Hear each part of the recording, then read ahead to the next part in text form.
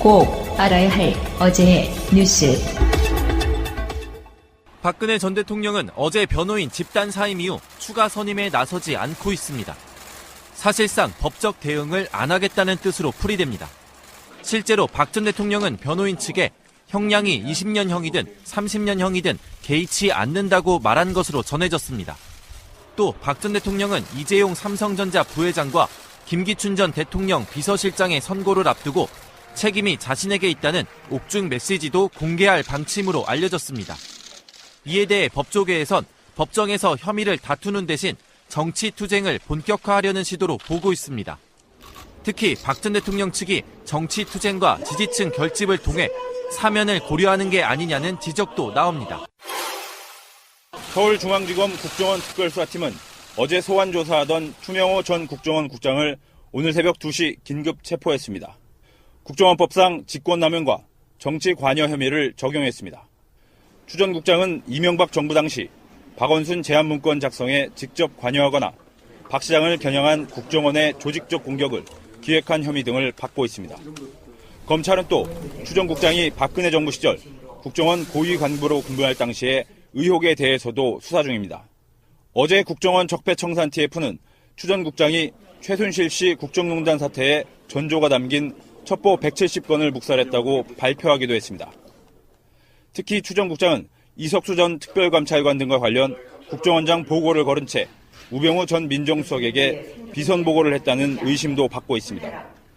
추 전 국장이 박근혜, 이명박 두 전직 대통령 수사에 또 다른 중요한 열쇠가 될지 주목됩니다. 백남기 씨가 물대포에 맞아 쓰러진 지 사흘 만에 경찰은 직접 시연에 나섰습니다. 과잉 진압이 아니었다는 걸 보여주기 위해서였지만 물줄기 세기도 약하고 실제 표적 없이 맨바닥에 물을 분사해 되레 논란만 키웠습니다. 경찰은 사고 당일 현장 보고서와 국회 청문회에서도 줄곧 안전하게 살수가 이루어졌다고 주장해왔습니다. 때문에 경찰청장은 사과하셔야 되는 거예요. 살기를 가지고 7차례를 그냥 직사살수로 한 경미한 어떤 숫자의 선택 방법이나 보는 기준이 달라질 수가 있기 때문에 그런 사안을 가지고 전체적으로 경찰이 잘못되었다라고 하는 것은 대단히 적절하지 않다고 생각을 합니다. 하지만 검찰은 경찰이 백 씨 머리 쪽에 직사살수에 두개골 골절을 입게 했다며 업무상 과실치사 혐의를 적용했습니다. 경찰은 직사살수 때 최대 강도가 3000rpm을 넘지 않도록 제한해놨다고도 주장했습니다.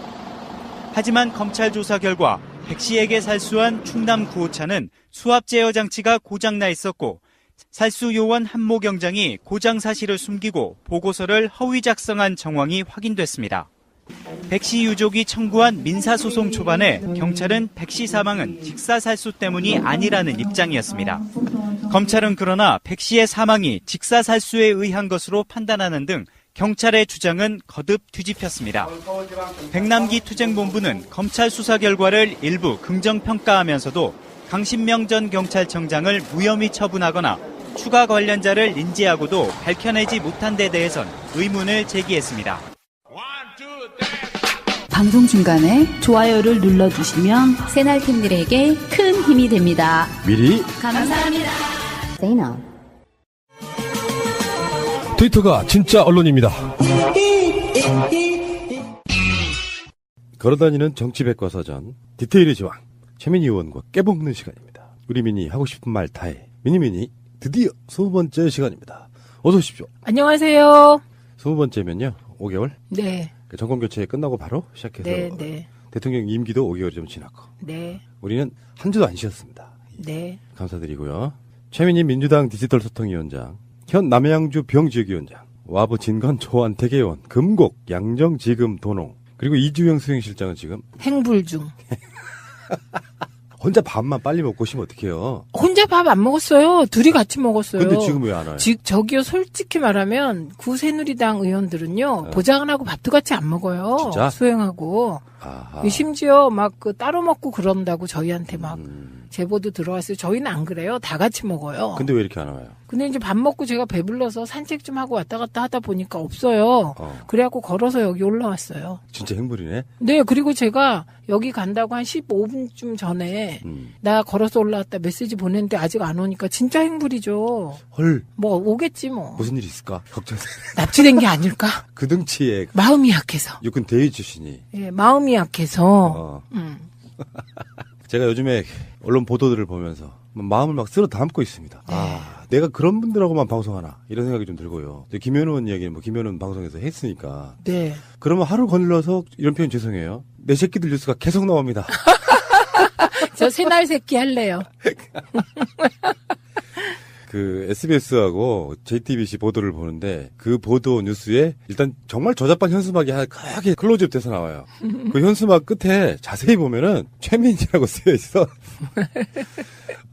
알고 봤더니 청와대의 허현준 행정관. 이 사람은요, 우리 방송으로도 굉장히 많이 다뤘던 사람이에요, 당시에. 그 어버이연합 끝나왔을 때. 네, 네. 어버이연합을 뒤에서 사주한 사람으로 유명한 사람인데. 네. 야당 후보 낙선운동도 지시했다. 그런데 보니까 그 명단에 최민희, 남양주병 지역위원장 이렇게 돼 있어요. 네. 결국은 떨어지셨지만. 근데 그 중에 붙은 분들도 많으세요. 예, 그러니까 이게 그런 식의 낙선 운동이 효과를 발휘하는 지역이 있고 발휘 못하는 지역이 있는 거예요. 게리맨더링. 네, 저는 이제 게리맨더링이 된 자료가 나오지 않을까 이렇게 기대를 하고요. 왜냐하면 제가 킬러 공천 대상으로 새누리당에 의해서 지목됐어요. 그래서 제가 영광스럽게도 보세요. 4명이었거든요. 1. 안민석, 2. 박영선, 3. 정청래, 4가 저예요. 빅포. 네, 빅포인데 이분들이 다 3선 의원, 4선 의원이고 그다음에 정청래 의원은 최고위원까지 하신 민주당 최고의 스타잖아요. 네. 이런 분과 일개 비례초선인 제가 어깨를 나란히 하고 킬러 공천 대상으로 지목됐거든요. 무슨 말씀이세요? 조선이지만 그분들이 최민희와 어깨를 나란히 한 거지. 뭐 저는 뭐 국회에 있다 보니까 선수별로 비례는 미생이어가지고 4년 동안 미생 네. 이게 박혀서 제가 들어갈 때는 콧대가 하늘을 찔렀는데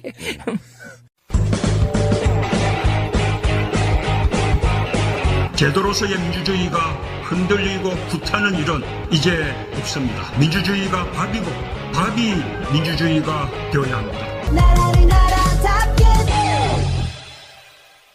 근데 궁금한 게 네. 사실은 지금까지 나오는 보도들을 보면 너무 뻔해요. 네. 그러니까 뭐 최민희가 자기들이 보기에는 국회에서 천둥 벌거숭이처럼 이것저것 다 쑤시고 다니는데 그래서 이완구 총리가 와가지고 최민희 의원 조심하라고 했다고까지 들었는데. 네, 제가 직접 네. 3번 들었죠. 그러면 네. 그런 사람들 입장에서 명단에 포함돼서 낙선운동도 지시해. 네. 그런데 선거구 획정할 때 저는 그거 밝혀내야 된다고 보는 거예요. 네. 여야가 이제 선거구 획정하려고 서로 협상을 하잖아요. 네. 그럼 그쪽에서 던진 카드는 이쪽에서 일부는 받아줘야 되고 네. 이쪽에서 양보하는 것도 있고 얻는 것도 있을 거 아니에요. 네. 그럼 남양주병을 그렇게 새누리당이 유리한 쪽으로만 지역구를 만들라고 네. 그쪽에서 그걸 던진 사람이 누구냐를 찾으면 되는 거잖아요. 그렇죠. 이게 이제 확실한 팩트는 여기까지인데 박기춘 전 의원이 이제 남양주 3선 의원이었거든요. 그래서 남양주 선관위와 같이 선거구 획정의 기본안을 남양주시하고 만드셨다고 저에게 얘기를 했어요. 그런데 그 내용은 저희 지역이 호평 평내가 병으로 오기 때문에 되게 유리한 지역이 될 거다. 이런 말씀을 하셨거든요, 저한테. 그런데 그러고서 갑자기 감옥 가신 거예요. 헐. 예. 그러고 나서 선거구 획정이 굉장히 질질 끌고 늘어졌잖아요. 그러고 나서 엉뚱하게 안 들어와야 될 지역이 들어온 거예요. 예, 그래서 우리가 게리맨더링이다. 예, 이렇게 얘기를 했는데 그게 저뿐만이 아니고 3명이었어요. 저도 지도를 봤거든요. 네, 이상하게 진짜 됐죠. 이상해. 예, 예. 그래서 진성준 의원. 게리맨더링인데 진성준 의원도 좋은 지역구로 가라고 여기저기서 그랬는데 안 갔어요. 그리고 낙선.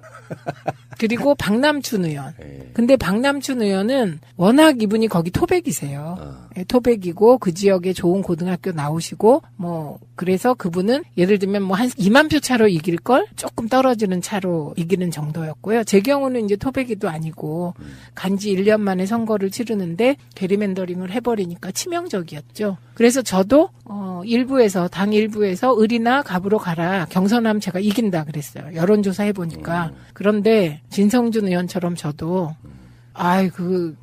예, 그렇게까지가 아니야. 그렇게까지가 아니라, 제 경우는 내가 친노고, 법과 원칙, 그리고 특히 원칙을 지키고 약속을 지켜야 되는데, 제가 병 지역의 핵심인 도농동으로 이사를 와서 집을 사가지고, 이사를 와서 주민들께 제가 이 지역에서 열심히 해보겠다고 해놓고, 선거구 획정이 잘못됐다고 해서 다른 지역으로 가버리면, 그나마 이제 1년쯤 지나니까 저에 대해서 믿음이 생기면서 마음을 열어주신 유권자들이 그러네. 저를 얼마나 우습게 볼 것이며 잔뜩이나 민주당 하면 싫어하시는 우리 동네 분들이 민주당 것들은 뭐 저기 중심도 없고 뼈대도 없고 이상하다고 생각하지 않겠어요? 그래서 저는 약속을 지키려고 안 간 거예요. 솔직히 묻겠습니다. 네. 후회 안 하십니까? 후회 안 해요. 그리고 전 판단이 또 달라요. 근데 이건 전 반전이 있다고 생각하는데 오히려 그러면서 우리 의원님 스피커가 훨씬 커졌어요. 저요? 예를 들면 저번에 그 JTBC 토론 속 터지겠더라. 김효재 씨랑 토론하는데 네. 어떤 그 토론의 실력을 인정받고 네. 사실은 유시민 작가가 남자 최민이라고 불릴 정도 그 원석을 이제 최근에 발견한 거예요. 최근 한 1, 2년 동안. 네. 그래가지고 현역은 아닌데 현역으로 사람들이 착각하는 이유 중에 하나가 텔레비전 같은 데 너무 많이 나오니까. 네. 그러니까 기존 매체들이 계속해서 불러 쓴다는 건 그 사람의 나름대로의 상품성을 인정한 거거든요. 네. 현역 의원이 있으면 이 정도로 스피커가 커진 않았을 거다. 저는 이렇게 보거든요. 저는 약간 후회는 없어요. 그때 조금 요렇게 했으면 좋겠다. 그거는 언론에 좀 더 나갔어야 됐다. 예, 제가 현역일 때는 언론을 상대로 일을 하다 보니까 언론에 나가는 것을 최대한 자제했고 우리 비서관하고 보좌관들이 귀찮아했어요. 왜냐하면 제가 일을 너무 많이 하니까 언론에까지 나가면 그거 뒷바라지까지 해야 되잖아요. 그래서 귀찮아하는 걸 느꼈어요. 그래서 그러면 일하는 게 중요하니까 언론은 좀 줄여도 괜찮다라고 메시지를 줬기 때문에 언론에서 나오라 그래도 자르고 그랬어요. 저한테 말도 안 하고. 나중에 언론에서 저한테 항의하고 그랬거든요. 그거는 돌아보면 다른 의원들께서는 되게 언론에 나가는 걸 더 중요시 하셨는데 저는 일을 더 중요시 했거든요. 근데 지금 돌아보면 잘못한 거예요, 그게. 그러니까요. 예, 차기에 당선되려면 언론에서 나오라 그러면 다 나가고 로비에서라도 나가고 이래야 되는데. 그게 수도꼭지가 돼야 돼요. 틀면 나와야. 그쵸. 전혀 모르는 사람이 상대 선수로 나올 때 이쪽 선수가 최소한 내가 알고 있는 사람인 경우에는 훨씬 유리해요. 인지도. 근데요, 문제는 이런 게 있어요. 언론이나 방송에 대해서 토론을 하려고 하면 새누리당 쪽에서 제가 나가면 안 나간다 그래서 혼자 할 수도 없고. 왜냐하면 방송이나 언론에 대해서는 제가 30년을 했기 때문에 정말 깨알같이 구석구석 잘 알아서 출연 요청을 받았는데 그다음에 연락이 온 적도 있어요. 아무도 저랑 안 하려고 한다. 이런 얘기를 직접 들은 적도 있어요. 최민희 의원은 지금 떨어질만 했던 게 지금 이번에 나오는 뭐 낙선 운동도 있지만 얼마 전에 했던 그 손석희 앵커와의 그 인터뷰 있잖아요. 방심위 그 부위원장인 권혁부 씨하고요. 네. 그리고 청와대 관계자가 통화하는 내용이죠, 그게. 거기에 통화가 아니다. 만나서 얘기했다 그랬던가? 그래갖고 네. 녹취록이 나온 거죠. 거기에 최민희가 딱. 이렇게 물어보죠. 네. 이번 국감에서 누가 제일 힘들게 했냐? 이렇게 물어보죠. 그러니까 답하기를 제 입으로는 말 못하겠으니까 한번 해보세요. 최민희요. 그러니까 최민희 네. 한 명 대하는 게 네. 10명 의원 상대하는 것보다 힘들다. 이렇게 답을 하고 우리 고위 간부의 약점을 잡은 것 같다. 그거 사실입니다. 네. 그러니까. 약점 잡았다고 그때. 네. 그런 그 대표 선수가 지금 국회에 안 들어가 있으니 국정감사 기간에 얼마나 속이 상하실까. 근데 아까도 초반에 말씀드린 것처럼 그렇게 이쪽에 리스트에 있고 저쪽 리스트에 있고 이쪽 리스트에 있고 이렇게 하다 보면 이런 경우 있잖아요. 우리가 김진태 바라보듯 하는 거예요. 다음 총선에는 저 시기만큼은 꼭 떨어뜨려야 돼. 요 생각이 있는 것처럼 저쪽 핵심에서는 그런 게 없었겠냐고요. 네, 그래서 제가 어제도 우리 딸한테 지금까지 나온 자료들을 보여주고 네가 이렇게 고생하게 된 계기, 너에 대한 그런 여러 가지 루머, 그 마타도는 이거는 이렇게 박근혜 정부의 국정원이 한 정황이 있다 얘기를 했더니 저를 휙 쳐다보더니 들어가 버렸어요. 왜요? 째려보고 모르겠어요. 오늘 물어볼게요. 그리고 끊임없이 제가 차별금지법에 서명했다고. 그게 대형 교회마다 다 돌면서 특정 교회 목사는 우리 동네 후보 중에 이 사람이 그 동성애를 지지하는 사람이다. 이렇게 설교까지 했어요. 그리고 그것을 명단을 쫙 교회에서 내려보냈다고 하거든요. 그리고 동성애 차별금지법에 사인하거나 저는 여기까지인데 군대 내 동성애 차별금지법을 냈던 의원들의 경우는 찍어서 막 낙선운동하고 그랬어요. 저는 그 기독교계가 그렇게 현실 정치에 개입한 것도 대부분의 기독교인들은 현실 정치 개입 안 하시는데 뭔가 거기도 조금 그렇죠. 저는 석연치 않은 점이 있다고 봅니다. 아주 극히 일부. 우리 의원님은 지금 보니까 헌법재판소장이나 네. 대법원장 바늘에 또 올라간 거예요. 어머나. 그분들 반대 이유가 그거 아니에요. 동성애 찬. 그래갖고 그다음에 오늘도 추명호인가요?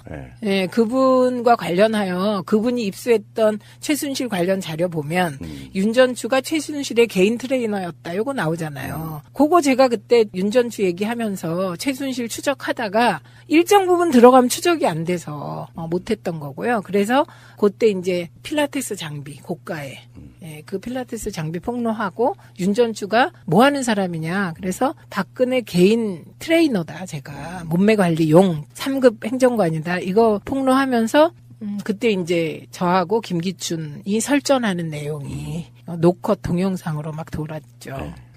그리고 그 생각해보면 어제 누가 그러더라고요. 아유 찍히는 게 당연하지. 남의 집 내부를 은밀하게 다 들여다본 거 아니야. 몰래카메라 폭로했지. 침대 세계 폭로했지. 뭐 휴지통 폭로했지. 뭐 이런 식으로 정말 감추고 싶은 어떤 치부라면 치부잖아요. 그런 거 다 폭로했는데 온전하길 바랬어. 누가 그러는 거예요.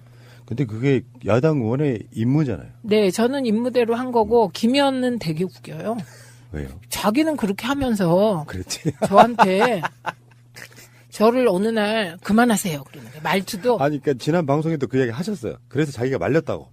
나한테 이런다? 와가지고 말투도 그만하세요. 그래서 왜? 그러니까 그러다가 지금요 박근혜가요 밥 먹다가 저거 죽여 그러고 있을 거래요. 그래서 제가 그러면 너 같으면 안 하겠어? 그러더니 아이 몰라요. 그리고 또 가버렸어요.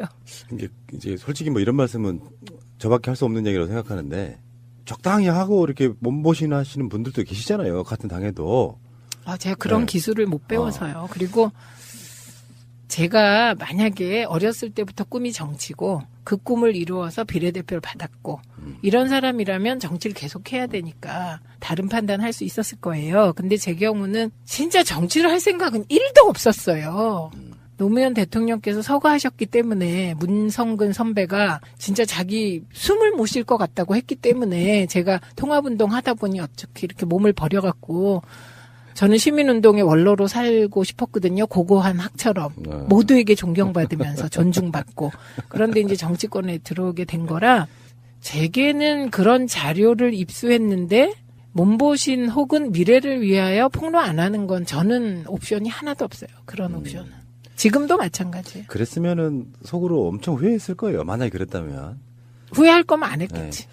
근데 뭐 이렇게 생각해봐요. 국정감사 기간이고 재작년까지만 해도 국정감사를 뛰던 분인데 실제로 국정감사를 보고 있으면 이제 스타원들 나오고 그러잖아요. 그러니까 폭로해주고 이러는 내용들이 좀 자극적인 데다가 그거를 잘 풀면 언론의 관심도 받고. 근데 그런 거 있어요. 싹부터 자른다는 말처럼 초선 때 열심히 하는 건 맞지만 세상 물정 모르고 이렇게 막 약간 중구난방인 것도 좀 있잖아요. 초선 때는. 그러다가 재선이 딱 돼가지고 어떤 안정감도 좀 찾고 좀 노련해지면서 제가 봤을 땐 국회의원의 꽃은 저는 재선 때 정도로 보거든요. 이게 정말 안타깝다는 생각이 들고요. 주광덕 씨는 어디 해외에 안 나가시나요? 참. 나가시기도 하겠죠 뭐. 근데 몇 분들 제가 보면 열심히 하시는 우리 비례의원들 보면 되게 긍정적으로 봐요. 그리고 우선은 여당이기 때문에 이제 더 이상 정보기관으로부터 탄압받을 일이 없기 때문에 열심히 하시면 되는데 한 가지는 조심하셔야 돼요. 정보기관이나 우리가 야당일 때 여당으로부터 견제받는 것보다 더 무서운 게 내부 견제라는 거. 눈치껏 하셔야 된다는 거. 무슨 말인지 알겠습니다. 저는 그 눈치조차 없어가지고 일만 막 하다 보니 이렇게 되었습니다. 내부적인 경쟁자가 있다 이런 얘기로 들리고요. 제가 잠시 후에 다시 오겠습니다.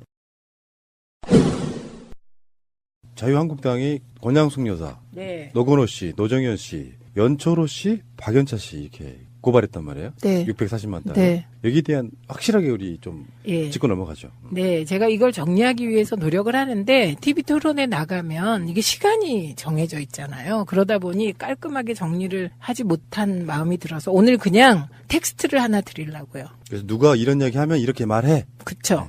그래서 지금 적폐청산을 얘기할 때 노무현, 김대중 적폐도 청산하자 이렇게 얘기할 경우 답변입니다. 지금 우리가 말하는 적폐청산은 해방 이후 지금까지 쌓여온 일반적인 문제점을 말하는 게 아니다. 지금 적폐청산은 이명박 박근혜 9년 동안 벌어진 국가적 범죄 행위를 정리하자는 거다. 여기서 핵심 키워드는 국가적 범죄 행위가 이명박 박근혜 정부 9년 동안 너무 많이 벌어졌고 그것이 집약적으로 표출된 게 최순실 국정농단이다. 그래서 그런 국가적 범죄 행위를 정리하는 게 지금 시대가 요구하는 적폐청산이다. 이렇게 정리하시면 되고요. 그다음에 두 번째, 그러므로 신적폐라는 주장은 어불성설이다. 이게 무슨 말이냐면요. 자유한국당에서 안보, 외교, 원전 등 이거에 대한 정책적 판단을 지금 적폐라고 얘기하잖아요. 신적폐. 우리 방송으로 지금 이야기가 나가서 분석을 하나씩 해드렸는데 네. 13가지 뭐 적폐 내mon에 규정을 했는데 뒤집으면 문재인 대통령이 업적이에요. 나중에. 그런데 그러니까 요 부분은 우리가 지금 적폐라고 청산하고자 하는 이명박근혜의 국가적 범죄는 정책적 판단에 대한 정리가 아니다. 그렇죠. 예. 지금 그 핵심 단어가 정책적 판단은 적폐가 아니다예요. 실수일지언정. 예. 그래서 이건 어불성설이고 세 번째는 그들의 논리적인 오류가 있습니다. 뭐냐면 적폐를 오랫동안 쌓여온 적폐이기 때문에 이명박 박근혜를 넘어 김대중 노무현도 하자 요거거든요. 그러면서 신적폐를 얘기한 건 어불성설이죠. 적폐는 오랫동안 쌓여와야 되는데 문재인 정부 5개월 실제로 일한 거 2개월 2개월 동안 뭐가 쌓일 적이 있습니까? 그러니까 그 말도 안 되는 논리적 오류에 빠지더라고요. 그래서 저는 TV에 나가서는 좋아요. 그러면 반민특위부터 다시 합시다. 제가 이렇게 얘기를 해요. 그러면 조용해지고 그다음에 박정희 대통령 스캔들까지 다 이번에 조사해 볼까요? 그럼 조용해져요. 그런데 박정희 대통령의 스캔들이 있다고 해서 그게 범죄 행위인가 아닌가는 또 판단이 달라지는 거잖아요. 공소시효가 다 지났어요. 그것들은 범죄 행위라고 하더라도. 그러니까 지금 핵심 키워드는 지난 9년 동안 벌어진 국가적 범죄 행위를 정리하자. 이게 적폐청산이다. 이렇게 정리하시면 되겠습니다. 새가 날아든다는 여러분들의 하트를 먹고 삽니다. 잊지 않으셨죠? 에피소드 제목을 누르고 플레이가 되면 오른쪽 위에 하트를 꾹 눌러주세요. 오늘도 감사합니다. 더 많은 분들이 들을 수 있도록 하트 꼭 눌러주세요. 이걸 이제 일종의 물타기잖아요. 아, 그렇죠. 정치적 의미로는. 물타기. 그냥 물을 막 타가지고 흙탕물 만들어 놓고 이게 무슨 맛인지 모르게 만드는 전략이라면 전략이고 꼼수라면 꼼수인데 네. 일상생활에도 그런 경우 많이 있습니다. 부부싸움 하다 보면은 네. 당장 일어난 사건, 서로 간의 분쟁은 무슨 오늘에 일어난 일인데 꼭 잘못한 사람이 그러는 너는 하면서 물타기를 해요. 난 그런 물타기 정말 싫어하거든요. 네. 아니 이거를 오늘 걸 딱 정리를 확실히 하고 나가야 뭔가 좀 새로운 그 발전 방향도 생기고 그러는 건데 네. 상대방한테 그러니까 너는 5년 전에 뭐 어쨌잖아 이런 식으로 이야기가 되면 부부싸움에서 그런 일 많죠. 죽기밥도 특히. 안 돼요. 근데 저도 그래요. 네. 왜냐면 제가 이제 이렇게 싸울 때 있잖아요. 집에서. 이제 뭐 딸하고도 싸우고 아들하고도 싸우고 남편하고도 싸울 때 어느 순간 제가요 몰리게 되면 저도 모르게 너 지난번에 이랬잖아 이러고요. 그러지 마시라고요. 그리고 그 우리 남편에 대해서 옛날 옛적 언제 당신이 돈 안 벌고 어째서 내가 이랬고 저랬고 그래갖고 옛날 얘기를 실컷 하다 보면 우리 가족들이 막 또 저런다고 화를 내요. 근데 왜 제가 그러나 생각해 보면 궁할 때. 몰리고 있을 때. 네. 지금의 자유한국당. 예, 그런 거죠. 예.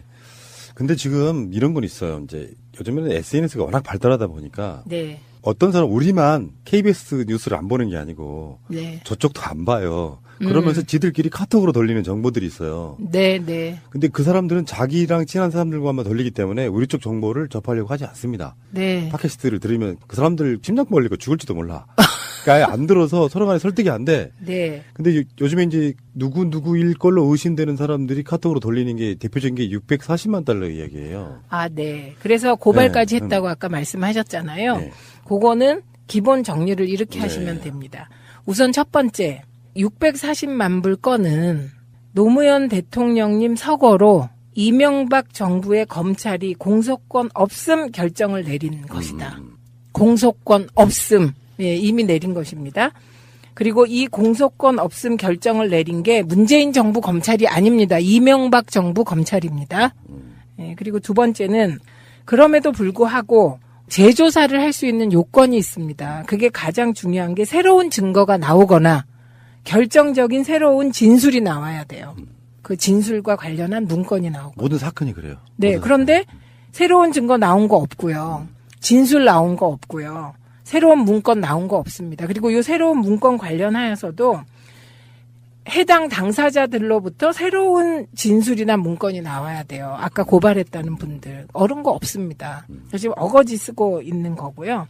그 다음에 이제 여러분이 권양숙 여사님이 공범이다. 그러면 갑자기 여러분이 그 공범이라는 단어에 가슴 뜨끔해지면서 예, 이러잖아요. 그것 또한 물타기이며 속이는 겁니다. 왜냐하면 공범이 되려면 주범이 있어야 되잖아요. 그럼 그건 주범이 서거한 대통령님이란 뜻이에요. 그렇죠. 예. 그럼 이게 뇌물죄가 성립하려면 서거한 대통령님이 이 사실을 알고 제3자에게 뇌물을 주게 하거나 인지해야 돼요. 아니면 대가성을 주거나 아니면 본인이 요구해서 받거나 이래야 되는데 이미 서거 전에 조사를 받으셨고요. 사전에 몰랐다. 그런데 우리 가족이 받은 건 사실이다. 일부를. 이건 정리 한번 해봐야 되는 게 그쵸? 어떤 느낌이냐면 일단 박연차, 노무현, 권양숙 이런 분들이 아주 어렸을 때부터 친한 친구들이었어요. 분들이다. 네. 근데 이런 경우는 있거든요. 예를 들어서 남편은 정치를 막 하시고 계시는데 실제로 권양숙 여사 입장에서는 사실 친구 관계라고 할 수 있는 박연차 씨한테 노정현 씨 관련해가지고 저는 제가 알고 있게 돈을 빌린 걸로 알고 있거든요. 그런 걸 이제 다 말아가지고 뇌물을 받았다 이렇게 되는 거고. 그게 뇌물이 아니라니까요. 아, 그러니까 그렇게 네, 저쪽에서 지금 그렇게 공격을 하는 거고. 네. 그리고 문재인 대통령이 대선 토론 때 이제 홍준표랑 이렇게 붙으면서 했던 이야기 중에 그런 게 있잖아요.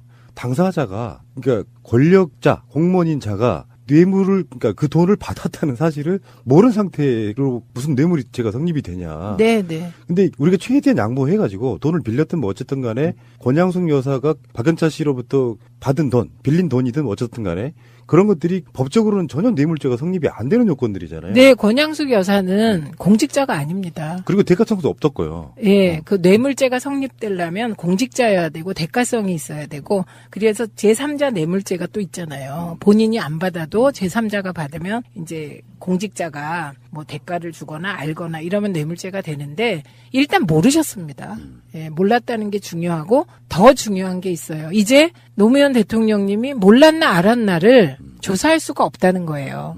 그런데 조사할 수 없기 때문에 사자 명예훼손이라고 가족이 주장하는 부분이 이 부분인데 조사할 수 없기 때문에 계속해서 정말 돌아가신 분을 불러내는 것이거든요. 그게 이건 저는 정말 반인륜적 행태라고 봅니다. 그런데요, 더 웃긴 건 권양숙 여사님을 공범이라고 하는 건 누군가가 접신해서요.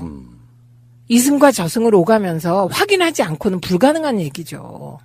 뇌물죄가 성립되지 않기 때문에 공범이라는 말도 성립되지 않고 명확하게 공범이라고 표현하는 것 자체가 권양숙 여사님에 대한 명예훼손입니다. 그러니까 이건 이제 법적인 해석인 거고 인풋 아웃풋 입장에서 보면 어떤 대가성도 없었다. 그 단순한 얘기가 지금 아까 640만 달러 중에 140만 달러는 노정현 씨 관련해서 빌린 것이고 네. 그리고 500만 달러는 골프장 그 건 아니에요. 골프장 네. 인허가. 네. 그러니까 네. 간단히 말해서 경상남도는 봉화마을에 박연차 씨가 그 연초로 씨랑 같이 주도하는 네. 골프장 사업에 관련돼 있었다라고 해요. 네. 근데 경상남도 그 당시 김태호 지사 같은 경우는 허가를 내줬답니다. 근데 네. 노무현 정부의 환경부가 결국에는 허가를 안 내주면서 네. 골프장 사업이 무산됐다. 네, 네.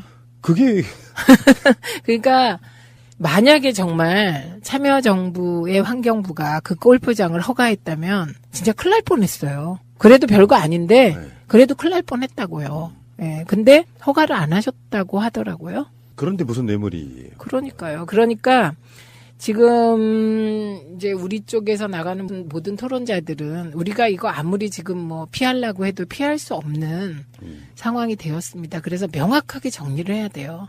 재조사가 불가하다. 왜냐하면 그 재조사의 키를 쥐고 있는 게 서거하신 노무현 대통령님인데 재조사가 불가능한 것을 자꾸 재조사하자고 하고 있는 것이다. 이게 사자 명예훼손이라는 얘기고요. 두 번째는 제가 한 번은 참다가 권양숙 여사 뇌물 이렇게 표현을 해서 그거 가지고 그거 틀린 거다 이렇게 박았어요. 권양숙 여사님은 자연인이기 때문에 공직자가 아니라 뇌물죄가 성립하지 않는다. 이렇게 얘기했더니 또 도돌이표로 돌아가서 상대방이 노무현 대통령이 공범이고 어쩌고 이렇게 얘기를 하더라고요. 근데 그게 아닙니다. 사실이 아니고 어거지 쓰는 거고 그렇게 해서 정치적 물타기해서 MB에게로 가는 화살을 돌리기 위한 거고요. 그런데 자유한국당이 MB의 화살을 몸으로 대신 막아줄 생각은 없어 보여요. 그냥 돌리기 위한 것이고요. 그리고 지지층 결집용으로 지금 계속 하고 있는 것이기 때문에 이제 언제 어느 자리에서도 이거 가지고 더 이상 뭐 이렇게 가슴 아파서 가만히 있지 마시고 지금 말씀드린 논리로 따박따박 반박해 주시기 바랍니다. 당당하게. 네. 저는 이렇게 생각해요. 문재인 대통령이나 노무현 대통령을 이렇게 인간 유형의 어떤 나름대로 분석을 해보면 네. 그런 제 표현이 좀 그렇습니다. 네. 못하실 분들이에요. 누구한테 정말로 모르게 뇌물 받아가지고. 그렇죠. 그런 거 못하실 분들이고 네. 자기 양심에 뭐 그렇다고 해서 그분들이 신선은 아니었을 거예요. 그런데 최소한 그 정도의 기본을 갖고 있는 사람들이고 아까 말씀드렸잖아요. 가장 절친이라는 박연차의 그 연초로와의 골프장 관련한 그 사업을 노무현 정부가 정말로 특혜를 주려고 했다면 당연히 그 허가 내줬겠죠. 대통령께서 검찰에 조사받으러 가시기 전날 참여정부의 장차관 하던 분들이 이제 연통을 돌려서 내려갔어요. 그래서 봉화에 가서 저희가 같이 이렇게 하룻밤을 자고 아침에 대통령님을 뵙고 검찰 조사 받으러 가셨거든요. 네. 그때 대통령께서 미안하시잖아요. 어쨌건 그게 무슨 내용이건 우리 쪽 사람들은 털어서 먼지 안 나기를 바라고 살고 하늘을 우러러 한 점 부끄러움이 없이 살라고 노력하는 사람들이고 대통령께서도 그러셨는데 이런 일이 어쨌든 벌어졌으니 가족이 일부라도 돈을 빌렸든 받았잖아요. 그게 범죄는 아니라도. 그러니까 죄송하시니까 이런 말씀을 하시더라고요. 정말 정치를 하는데 정치 자금이라는 거 돈 때문에 너무 힘들었다. 그런데 어느 날 박연차라는 사람이 나타났다. 그리고 아무 대가 없이 노무현이라는 이 정치인을 높게 평가하고 그래서 필요한 자금을 대주고 그러면서 아무 문제 없이 친구처럼 지냈다. 그때 당신에게 박연차는 이 표현을 쓰셨어요. 구세주 같은 느낌이었다. 이렇게. 그 당시엔 노 대통령만 그렇게 정치하신 게 아니잖아요. 그렇죠. 대부분 다 그런 후원자들이 있었잖아요. 그렇죠. 그게 이제 17대 국회부터 엄격해진 거고요. 16대 국회 때까지는 선배들 말씀 들어보면 정말 나빴어요. 제 말씀 안 드렸나요? 한번 그 당대표 선거하면 지역위원장들 손에 1억, 2억이 그냥 쥐어진다는 거잖아요. 그런 정치를 했던 시대가 있고요. 그럴 때 정말 투명한 정치를 꿈꾸었던 노무현이라는 젊은 정치인은 좌절도 많이 했을 거고 또 현실적으로 아무리 혼자 깨끗해지려고 그래도 조건이 안 되니까 정말 돈 때문에 좌절도 많이 겪어서 오죽하면 생수사업을 했겠냐고요. 네, 그래서 그때 그런 말씀을 하셨는데 저는 속으로 정말 박연차 씨가 너무 싫었어요. 그러니까. 네. 아니 사나이가 죽으면 죽는 거지. 어떻게 거짓 증언을 해서 이 오랜 친구가 보통 사람입니까? 대통령인데 그 대통령도 보통 대통령입니까? 우리나라 정치의 패러다임을 바꾼 대통령을 친구로 가진 것만으로 얼마나 자랑스러워요. 그래서 저는 그 후에 강금원 회장님을 되게 속으로만 좋아했어요. 한 번도 표현 못했어요. 멀리서만 좋아했어요. 그분은 많은 분들에게 후원도 하시고 도와주셨지만 형을 살더라도 자기가 이런저런 걸로 대통령님을 배반하지 않았어요. 그래서 저는 뭐 그분에게 1푼도 도움받은 적 없고 우리가 야권통합 국민의 명령할 때 조금 도움을 주시겠다는 뜻을 이렇게 돌아 전해왔어요. 근데 문성근 선배도 저도 거절했죠. 최근에 이제 이명박 얘기 많이 나오잖아요. 네. 한때는 이명박 선거에 붙은 적도 있어요. 노 대통령이 국회의원 선거 때 종로에서 아마. 종로에서. 그때 당시에 이명박의 그 금권 선거 이건 뭐 세상이 다 아는 이야기. 이거 비리로 네? 잘린 비리로 잘려서 그 자리에 노 대통령이 가신 거죠. 그러니까 정계 은퇴 사안 정도. 네, 네. 반대로 뭐 좀 비슷한 얘기가 될지 모르겠는데 이쪽 사람들 돈이 되게 없었잖아요. 네. 근데 그런 게 있어. 난 그런 사람들이 왜 어떤 사람들인지 모르겠는데 새날 이야기를 한번 해볼게요. 네. 이게 땅 파서 이게 방송을 만들 수가 없어요. 네. 기본 제작비, 출연료 뭐 등등등 해서. 네. 근데 제 방침은 또 광고하는 사람들은 뭐 봉이냐. 그래서 정말 다른 방송에 비하면 막 4분의 1, 5분의 1 광고료 받아서 제작비 만들어서 방송하고 있는 거거든요. 그냥 광고료 2분의 1좀 받으면 안 돼요? 그러면 그분들이 광고 낼 기회가 다 사라져버려요. 한 달에 내야 되는 광고비가. 그러면 그분들이 이제 좀 광고로 잘 되면 조금 스스로 올리고 이러면 안 돼요? 그러니까 저는 원년 광고비를 그대로 받고 있습니다. 그때 그분들은. 네. 근데 문제는 무슨 얘기를 하려고 그러냐면 네. 기본적인 정치 자금도 필요하고요. 네. 돈도 필요해요. 네. 솔직히 말씀드려가지고 누군가가 너희들 방송 아무 조건 없이 얼마 제작비 지원해줄게, 후원해줄게 하면 정말 고마울 것 같거든요. 대신 나 그 사람한테 특히 안 주면 돼. 정치인도 아니지만. 그래서 난 노무현 대통령이 인간적으로 너무 이해가 되는 측면인데다가 예를 들어서 이게 좀 약간 언밸런스한 거예요. 아까 이명박 얘기를 왜 꺼냈냐면 네. 그런 사람들은 그렇게 돈으로 온갖 협잡질에 나쁜 짓 다 해도 네. 거기에 대해서 말 잘 안 해. 네. 근데 노무현 대통령이 무슨 신이었냐고요. 근데 정치적 후원자들, 그러니까 제가 봤을 땐 그래요. 박연차 씨를 나쁘게만 보면 웬만한 사람들 다 좀 거물 정치인들은 후원자가 있는데 나도 노무현이란 정치인 후원 한번 해보고 싶어서 자기 격도 올라간 게 있는 거거든요. 그럼요. 네. 근데 그런 측면들을 가정했을 때 대가성이 없었더라도 박연차 씨는 나름대로 후광 효과를 누렸다고 봐요. 당연하죠. 네. 그리고 박영차 씨는 노무현 대통령님은 박연차 씨를 친구처럼 대했을 것 같아요. 그런데 박연차라는 분에게 있어서 노무현 대통령님은 정말 특이한 한 분이었을지 모른다 이런 생각이 들어요. 왜냐하면 그분은 뭐 박관용 전 의장이나 여러 명하고 관계를 맺고 여러 명에게 돈을 주고 뭐 이렇게 관리를 해온 마치 치부책을 든 상인 같은 옛날 영화 속에 그런 분이더라고요. 그래서 제가 또 하나 살짝 말씀을 드리자면 이제 정치를 하다 보면 국회의원과 알고 지내는 것 자체를 되게 자랑스럽게 생각하고 그런 분들이 계세요.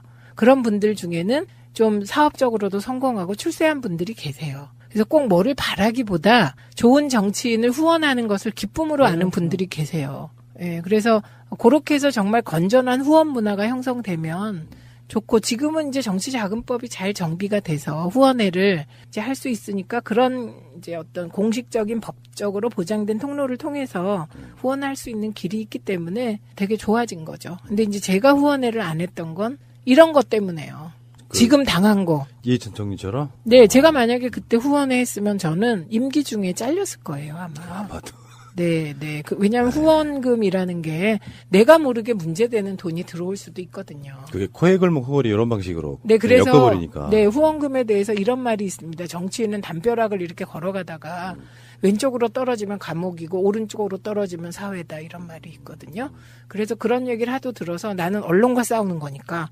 예, 제가 채널A 이제 주주 구성의 불법성 파헤칠 때 채널A 기자하고 옆에 있던 다른 방송사 기자가 있었는데 막 달려온 거예요, 저한테. 조심하시라고.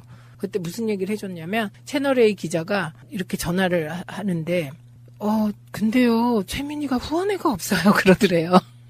옆에 앉았던 기자가. 그러니까 저쪽에서 뭐라고 막 패닉처럼 나오면서 둘이 그런 거 하면서 지금 후원회 털라고 하다가 후원회가 없어서 그쪽이 패닉 같아요. 이렇게 온 적이 있고. 그리고 그때 이제 채널A가 들려왔던 소문에 따르면 후원회가 없다는 얘기를 듣고 그 뒤부터 이제 저한테 적극적으로 사람도 보내고 이러면서 얘기하려고 그랬거든요. 근데 이게 2라운드예요. 1라운드가 또 있었어요. 제가 방송위원회 들어갔을 때 그때 같이 방송위원으로 들어갔던 교수님 한 분이 어느 날 저에게 채널A가 최 부위원장, 채널A가 아니라 그땐 신문이죠. 한 신문이 최 부위원장 특별조사팀을 꾸렸대요. 그래서 D 최 이거? 부위원장을 털라고 하나 봐요. 왜냐하면 당시 노무현 정부의 방송위원회는 부위원장이 실무를 총괄하는 체제예요. 위원장님은 크게 결정하시고. 그래서 1기 부위원장이 이호성 지금 방통위원장이고 제가 2기 부위원장이거든요. 그래서 제가 저 털으면 좋아요. 털어서 있는 그대로 다 보여주면 좋아요. 그랬더니 보도가 하나 난 거예요. 제가 땅을 뭐 이렇게 감춰뒀다는 의혹이 있다. 근데 그건 다른 데서. 그래서 제가 어디에 내 땅이 있는지. 있으면 좋겠네. 딱 제가 있으면 좋겠다고 그렇게 얘기를 했어요. 그런데 그때 그렇게 털다가 엉뚱하게 저에게 그 말해준 교수님이 절대농지로 그만두셨습니다. 되게 좋은 분이셨는데. 참. 그래서 1라운드, 2라운드 뭐 이렇게. 그래서 후원회를 안 한 거죠. 그러면 네. 현역한테는 그래도 유리한 법, 오세훈법인데 원외인 사람들은 그러면 전혀 정치 관련해서 자금을 모을 수가 전혀 없는 거죠. 없죠. 저 그래서 알바를 열심히 하잖아요. 방송 알바. 그래서 근데 저는 새날이 광고를 조금만 올려가지고 출연료를 조금만 더 주길 바라는 간절한 마음이 있습니다. 이게 박연차 같은 후원자가 나타나야 되고요. 지금 요즘에 전 싫습니다. 전 가난하게 살겠습니다. 요즘에 한 3개월째 적자거든요. 이게 그럼 저 출연료 안 받겠습니다. 새날만은 제가 무료 봉사하겠습니다. 근데 그거는 이제 충격적인 이런 건 아닌데. 충격인데? 왜요? 왜? 저는요, 방송 알바를 뛰다 보면 몸이 고달프잖아요. 그럴 때 어떤 생각을 하냐면, 옛날에 제가 그 대학교 때 감옥 갔다 와서 공장 다닐 때 하루에 12시간 일하고 그때 쥐꼬리만한 월급을 받으면 그걸로 아침, 점심, 저녁 먹으면 하나도 안 남는데, 내가 그런 시절도 있었는데 지금 방송 알바 뛰는 거 이걸 힘들다고 하면 안 되지. 불끈! 이렇게 가거든요. 제가. 종편 셔틀. 네, 근데. 요즘 프로그램 몇 개나 나가세요? 3개요. 어디? 아니다. 3개 넘어요. 일단 JTBC. 네, JTBC에 금요일 날 2시 반에 고정이에요. 그 다음에 연합뉴스 수요일 오전에 고정이에요. 엄청 싸요, 근데 이것들 다. 네, 그 다음에 이 프로그램들이. 그 다음에 이제 TV조선은 제가 이제 개편하면서 안 나가겠다 그랬어요. 왜냐하면 이제 저는 대선 전략으로 나가서 중도표를 얻기 위해서 제가 열심히 해서 이제 대선이 끝나니까 좀 힘도 들고 또 어떤 분이 저한테 야 계속 TV조선 나갈 거냐 그래서 나가기도 좀 그래서 안 나간다고 했더니 그 PD가 정말 의리가 없다. 그래갖고 2주에 한 번씩 월요일에 나가고요. 예. 그다음에 정봉주의 정치쇼 라디오 그거 화요일 오전 10시 반이 고정입니다. 그다음에 TBS의 정봉주의 품격시대. 그거 고정이고요. 예, 그리고 새날. 그다음에 정말 바쁘시겠구나. 네, 정봉주의 정치쇼는 가끔 금요일 날 여의도 FC인가 뭐 그런 거 있어요. 거기에 이제 한 달에 한 번, 2번 나갈 때가 있어요. 근데 이게 엄청 바빠요. 힘들어요. 그리고 몸이. 그렇겠죠. 네, 그래서 사실 또 비슷한 말 여기저기서 또 해야 되는 부분도 있고요. 근데 저는 비슷하게 안 해요. 안 하려고 하시겠죠. 네, 애를 써요. 왜냐면 이런 게 있어요. 시간이 가고 자료를 더 많이 보면 좀 더 정리되는 게 있어요. 네, 그래서 가능하면 일단 기본 정리는 하더라도 이후에는 조금 더 이제 수많은 정보를 드리기 위해서 애를 쓰죠. 마지막 질문. 네. 종편도 나가시고 네. 라디오도 나가시고 그런데 네. 제가 제일 편하시죠? 전 새날이 제일 좋아서 무료로 온다니까요. 앞으로 무료로 하시겠다고? 아니, 적자일 땐 무료로. 흑자일 때는 돈 받고. 제가 허락하지 않습니다. 그건 또 좋은 소리예요. 저에겐 좋은 말씀. 그러니까 토론하는 걸 이렇게 TV나 이런 걸로 듣잖아요. 네. 근데 이제 진행자들이나 어떤 그 패널들의 성향이나 특성들이 다 다르니까 방송마다. 근데 막히는 게 보여. 이번에 JTBC 그 토론회 김효재처럼. 그러니까 하고 싶은 말을 다 못해. 그리고 우리 그렇죠. 방송만큼은 하고 싶은 말 다 해. 이게 컨셉이니까. 최고죠. 최고고 알겠습니다. 아주 좋습니다. 알겠습니다. 잠시 후에 오겠습니다. 대한민국 완전한 대한민국 문재인과 손잡고 다시 하는 우리 대한민국 끊지 마세요. 끊지 마세요. 최민희의 방송은 다음 에피에서 이어집니다. 내 인생의 최고 리즈 시절은 아직 오지 않았다고 믿고 싶습니다. 오지 않았어요? 마차님은 내가 봤을 때 450만 원 누구한테 마음껏 빌려줬을 때 있잖아요. 저번 주 아니면 네. 저번 주. 저번 주가 리즈시죠? 그 정도 때가 전성기? 리즈죠. 돈도 많고 그리고 그 잘 나가는 오빠가 나를 좋아하지 않나 이렇게 생각하고 있을 때였으니까 450만 원도 그냥 화끈하게 보내줄 수 있는 그 시기가 전성기지 않을까. 저번 주에 남겨주신 댓글들 중에 기억에 남는 게 있어요. 예. 그 운동 엮기 하시다가 목 눌릴 뻔하셨다고. 저도 봤어요. 댓글 달아주신 많은 분들 감사하고요. 오늘 제가 드릴 얘기는 어떤 연예인이 리즈 시절 같은 거를 이야기하는 사진을 보여줄 때 그런 걸로 생각을 해보면 오토바이 타는 장면 뭐 이런 것들 되게 멋있는 장면들 있잖아요. 네. 이런 거를 보여주는 것처럼 제가 오토바이를 타게 됐을 때 오토바이 타요? 까졌네. 아니 뭐 배달하셨어요? 뭐 배달하셨어요? 언니 땡겼는데요. 언니 땡겨. 엄청 큰 걸 타는 건 아니고요. 큰 걸 타고 싶지만 제가 키가 160이 훨씬 안 되기 때문에 큰 걸 탈 수가 없어요. 발이 안 닿아요. 편집해주세요. 180이 훨씬 안 되는 걸로. 그래가지고 제가 처음에 오토바이를 타겠다고 마음속에 가지고 있으면서 한번 굉장히 재밌는 장면을 본 적이 있어요. 그게 언제였냐면 가로수길이 한참 막 이제 유행을 타기 시작할 때였는데 그때 가로수길을 가고 있었는데 거기가 좁잖아요, 길이. 4차선이지만 좁아요. 근데 그 길을 주말에 할리를 타신 분들이 한 6대 정도가 그 골목으로 들어온 거예요. 부릉부릉 네. 할린데 하면서 딱 지나다니시는 분들 있잖아요. 한쪽배기 하실래? 근데 거기가 워낙 사람도 많고 차도 밀리는 지역인데 이제 라이딩 하러 오신 분들이 서울 시내를 이렇게 한 바퀴 도는 거 하면서 길로 들어오신 건데 차가 막히니까 멋지게 뽐을 내야 되는데 계속 정차가 되는 거예요. 근데 제 앞에 있던 아줌마가 저는 이제 횡단보도를 건너려고 기다리고 있었는데 아줌마랑 같이 기다리고 있었어요. 아줌마가 딱 보는데 그 앞에 선두에 서 있는 오토바이 이렇게 만세 잡고 있던 분이 맞아요. 최민수 씨였던 거예요. 맞아. 네. 나 할리 그 동호회라는 얘기 들었거든요. 네. TV에도 몇 번 나왔어요. 근데 정말 그 온갖 액세서리 이런 거를 다 입고 완전 착용을 하시고 멋있게 딱 폼을 잡고 있는데 이 아줌마가 도로가 좁잖아요, 양쪽이. 그러니까 여기서 말을 해도 다 들린단 말이에요. 아이고 저거 최민수 아니가? 막 이러면서 지 마누라 속 썩는 줄은 모르고 저게 무슨 짓이냐고 막 이러면서 건너편에서 엄청 호통을 치시는 거예요. 근데 이게 저는 너무 웃겨서 죽겠는데 최민수도 분명히 듣고 있을 건데 들렸을 거예요. 이 사람이 선글라스를 끼고 있었지만 정말 곁눈질로 이렇게 한번 보는 게 티가 나더라고요. 근데 아줌마가 정말 신호를 바뀔 때까지, 그러니까 할리가 떠날 때까지 계속 아이고 철 좀 들어라 이놈아 막 이런 거. 그래서 그걸 보면서요, 저는 이 정도면 철이 들었다고 생각했어. 했을 거 아니야, 최민수 씨가 또. 정말 웃겼거든요 그때. 근데 그 후로 그럼 나도 오토바이를 한번 타볼까라는 생각이 들기 시작한 거예요. 그 모습을 보고. 왜냐면 뭐 할리 나도 탈 수 있지 않겠어? 라고 생각을 했는데. 일단 할리가 비쌌고 비쌉니다. 비싸요. 종류가 많긴 하지만 만세를 해야 된다는 부담감이 있더라고요. 그럼요. 서서 타야 할 수도 있어요. 맞아요.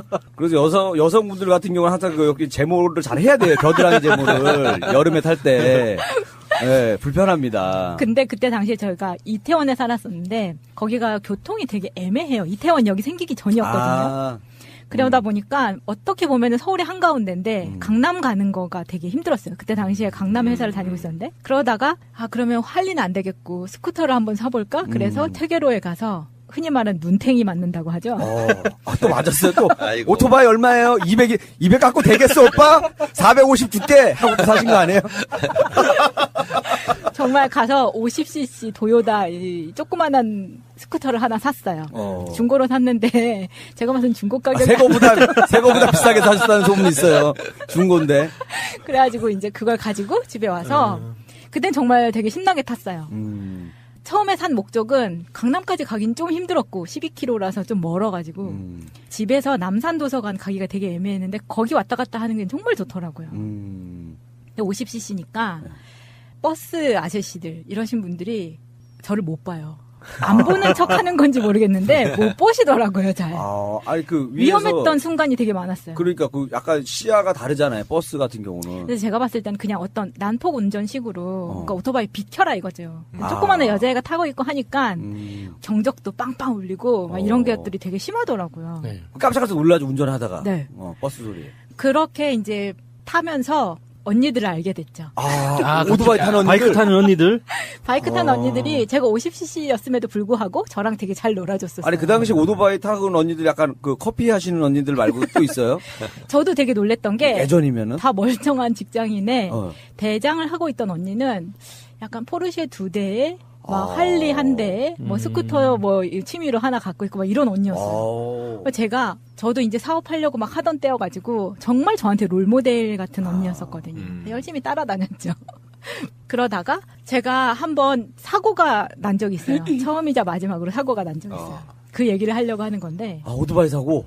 네.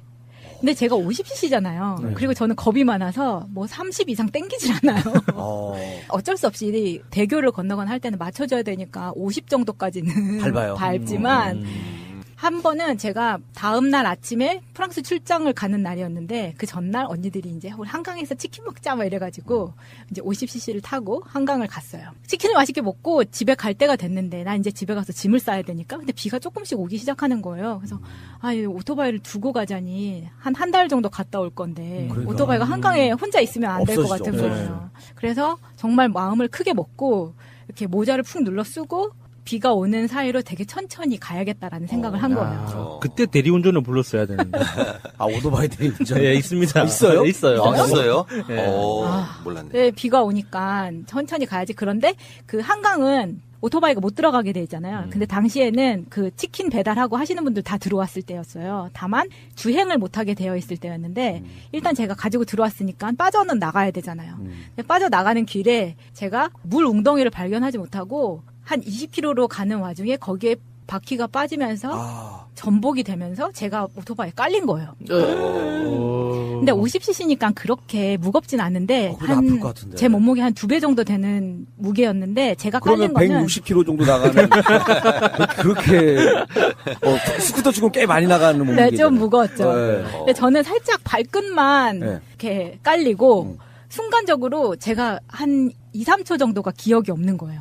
그러니까 제가 그걸 딱 경험하면서 죽어도 모르겠구나 이 생각이 들더라고요. 그래서 겁이 없어진 거예요. 그래서 그다음부터는 막 사고 막 이렇게 해서 안타깝다 이러면서 저 사람들 그 순간에는 몰랐을 거야 이걸 알겠더라고요.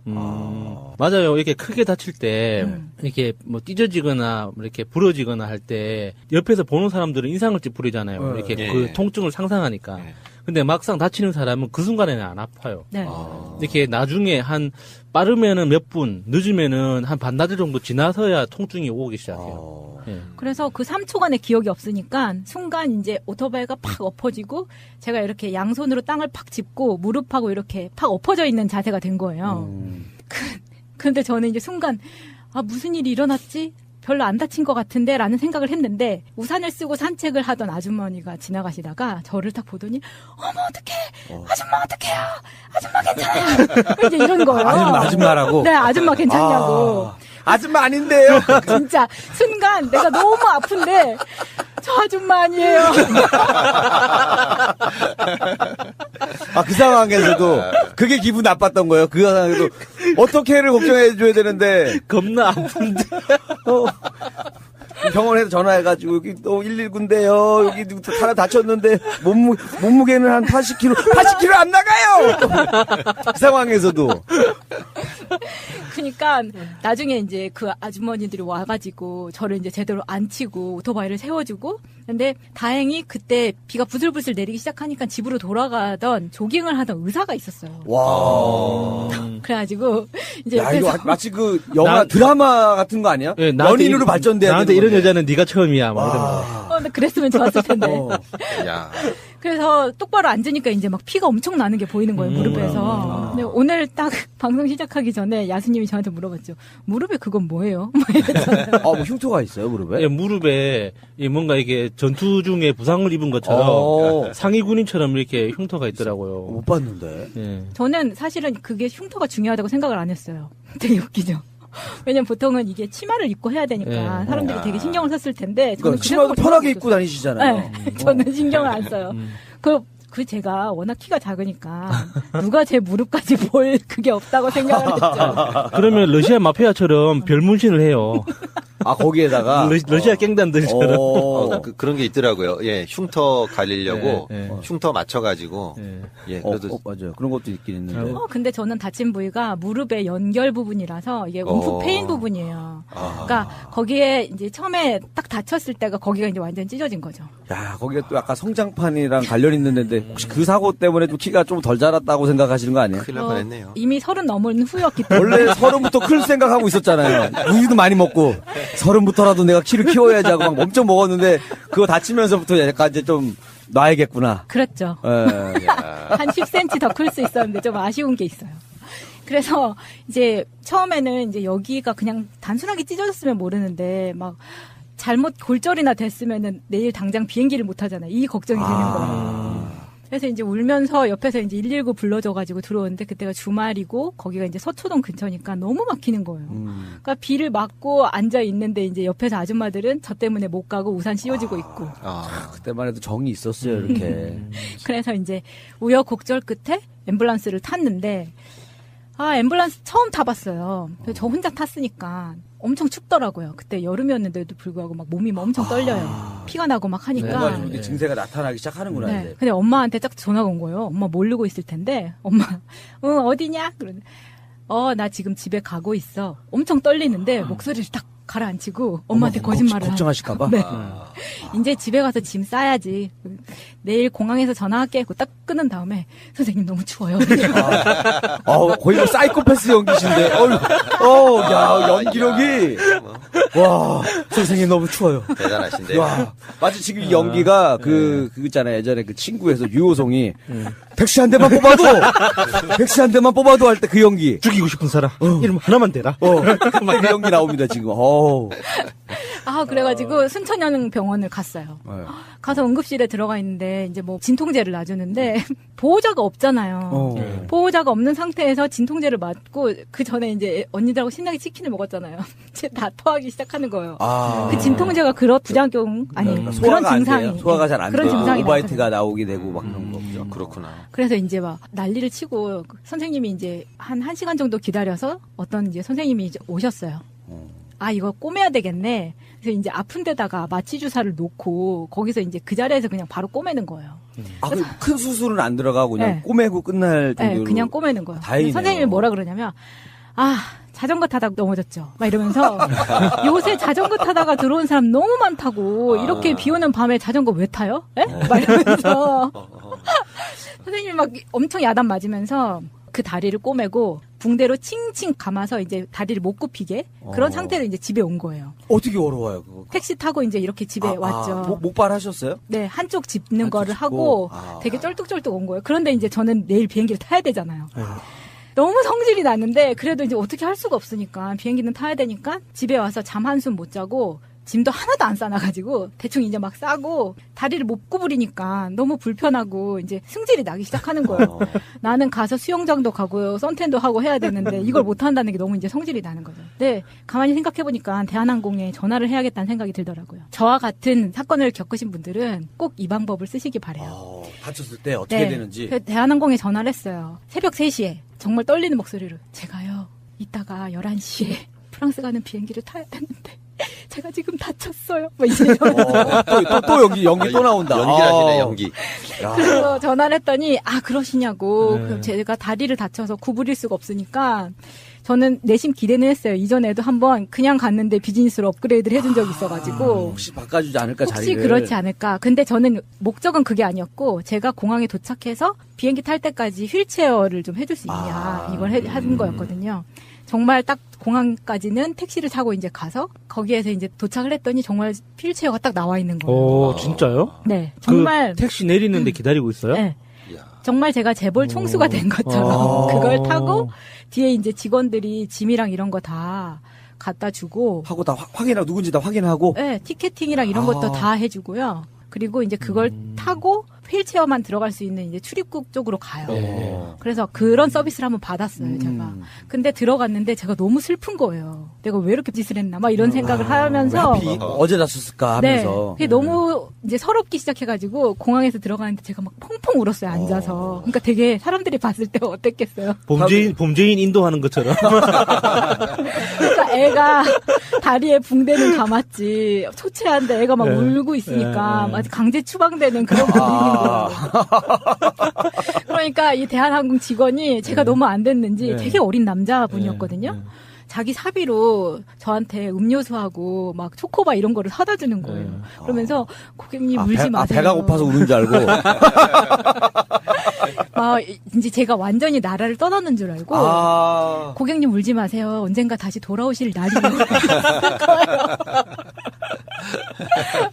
그게 너무 웃긴데 설명은 할 수 없고 그냥 너무 고마웠었거든요. 그렇게 비행기를 탔는데 이제 만석이라서 업그레이드는 못 되고 다만 이제 맨 앞자리. 그래서 제가 승무원 마주보는 자리? 네, 거기에 언니가 앞에 이렇게 플라스틱 통을 쌓아가지고 제가 다리를 얹을 수 있게까지 해줬어요. 그리고 거기서 이제 어쨌든 12시간을 버텨서 프랑스에 도착을 했잖아요. 제가 거기서 느낀 건 또 이런 거였어요. 제가 동양인이었을 때보다 장애인으로서 다친 사람으로서 서비스가 훨씬 낫다. 프랑스에서요? 네. 그러니까 제가 그렇게 딱 도착을 하니까 제가 나가는 것도 제일 먼저 나가고 휠체어가 들어와서 저를 이제 이렇게 앉혀가지고 제가 거기서 또 기차를 갈아타야 됐거든요. 원래는 기차 갈아탄 데까지 데려다주지 않고 공항까지만 가는데 이때 제가 소녀시대의 덕을 좀 봤어요. 저를 밀어주던 큰 등치의 그 공항의 흑인 직원이 소녀시대를 너무 좋아해가지고 원더걸스 그 춤을 추면서 한국 그 노래를 막 따라 부르는 거예요. 그래서 소녀시대 멤버라고 그랬었어요? 멤버인데 방송이 아직 안 나왔는데. 저 곧 합류할 거야. 그래가지고 저를 나머지 다리마저 부러지신 거 아니에요? 그때 그 얘기 듣고 나서 이 사람이 어디서 헛소리 하면서 그냥. 그래서 제가 그때 짐도 많아가지고 저는 머릿속으로 이렇게 상상을 했어요. 큰 짐이니까 이 캐리어에 내가 몸을 반쯤 얹은 다음에 다리를 이렇게 질질 끌고 바퀴를 이용해서 역까지 가야 되겠다라는 생각을 했거든요. 그러니까 캐리어를 타고 가는 것처럼. 네, 캐리어를 타고 밀고 가야겠다 생각을 했는데 다행히 이 아저씨가 저를 휠체어를 밀고 짐까지 다 갖다 준 거예요. 그리고 기차를 타고 기차에서 내릴 때도 다 연락이 돼 있어가지고 제가 내리는 플랫폼에 휠체어가 딱 나와 있었어요. 와. 그러니까 저는 뭔가 상상이 안 돼. 대한민국에서는 상상을 하기 힘든 서비스여서. 그러니까 그때부터 약간 프랑스에 대한 마음이 많이 열려 있었네요. 이제 이해가 되네. 프랑스를 좋아하는 이유가 있어요. 그래서 저는 이제 매년 프랑스 출장을 갔었으니까 당시에 갔다가 오기만 하면 정말 여름에 그 오일로 태닝을 정말 새까맣게 태워가지고 들어오는 게 저의 낙이었어요. 그 태닝에 정말 힐링이 되는 게 있거든요. 근데 그걸 못하겠으니까 눈물이 난 거였었는데 가서 제가 붕대를 감고 또 했어요. 해가지고 붕대 감은 부분만 허옇고 이상하게도 했어요. 난 그래도 해야겠다. 그렇게 해가지고 한쪽 다리만 허옇게 해가지고 들어왔던 적이 있었습니다. 근데 그게 왜 리즈 씨 전성기라고 하시는 거 굳이 제가 만약에 서비스를 좋게 받았다고? 제가 생각했을 때 내가 왜 오토바이를 타고 싶어 했나. 왜냐면 30 넘어가지고 보통 저처럼 오토바이를 타겠다고 생각하는 사람은 많지 않아요. 많지 않죠. 겁내야죠. 거의 없어요. 특히나 여자분들 중에서. 그래서 제가 이제 한참 나이를 먹고 나서 제가 40대가 됐을 때 내가 이런 마음을 다시 먹을 수 있을까 생각하면 못 하겠더라고요. 이렇게 넘어지는 것도 지금이야 하지. 조금 더 나이 먹으면 이제 누워 있어야 되지 않을까 싶어서. 지금부터 도전하세요. 묘기 자전거 같은 거 도전하세요. 묘기 자전거. 외발 자전거. 더 재밌는 게 있으면 또 도전해 보려고요. 네, 우리 마차님의 지난날의 리즈 시절이었습니다.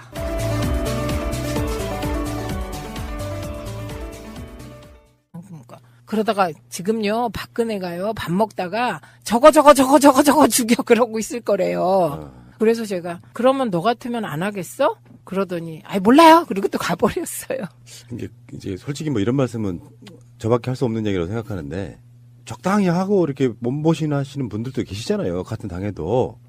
제가 그런 기술을 못 배워서요. 그리고 제가 만약에 어렸을 때부터 꿈이 정치고 그 꿈을 이루어서 비례대표를 받았고 이런 사람이라면 정치를 계속해야 되니까 다른 판단할 수 있었을 거예요. 근데 제 경우는 진짜 정치를 할 생각은 1도 없었어요.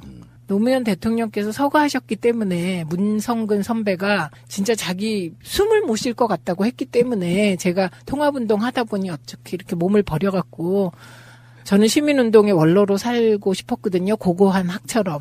모두에게 존경받으면서 존중받고. 그런데 이제 정치권에 들어오게 된 거라 제게는 그런 자료를 입수했는데 몸보신 혹은 미래를 위하여 폭로 안 하는 건 저는 옵션이 하나도 없어요. 그런 옵션은. 지금도 마찬가지예요. 그랬으면은 속으로 엄청 후회했을 거예요. 만약에 그랬다면. 후회할 거면 안 했겠지. 네.